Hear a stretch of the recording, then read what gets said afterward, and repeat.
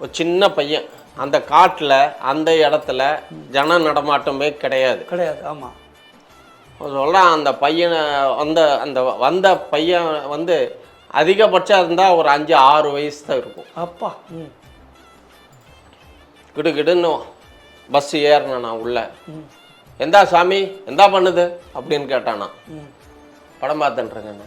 எந்தா ஒரு ஐயப்பன் படம் இருந்தால் போட, இல்லை ஐயப்பன் பாட்டு போடு அப்படின்னா. அதெல்லாம் ஒன்றும் கிடையாது, நீ போனி அப்படின்னா. ஒரு பாட்டு போடு சாமி, ஐயப்பன் பாட்டு. ஐயப்பன் பாட்டுலாம் இல்லை, நான் சினிமா பார்த்துட்டுருக்கேன், போனி, நானே கடுப்பில் இருக்கேன், போ, இன்னும் போனவங்க இன்னும் வரலையேன்னு அப்படின்னு இதுவாக அடித்து பேசியிருக்கான்.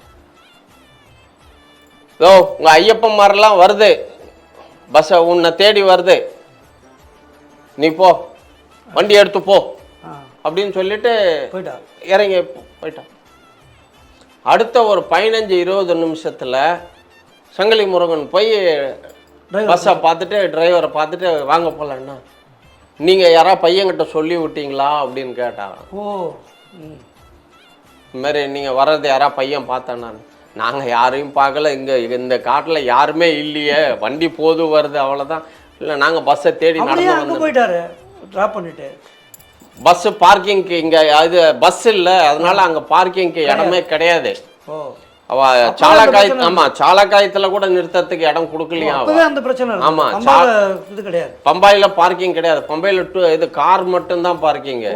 பஸ் எல்லாம் வந்து நீங்கள் சொல்கிறது 82-83. 83.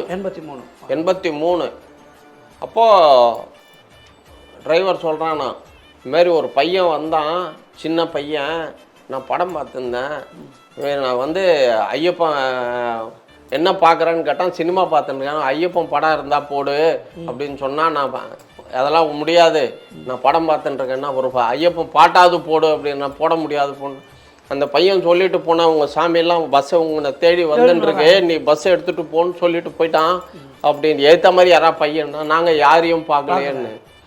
அவன் மெட்ராஸ் வர வரைக்கும் சாமி சொல்லி சொல்லி சொல்லி சொல்லி ஆதங்கப்பட்டு சொல்லியிருக்காங்க.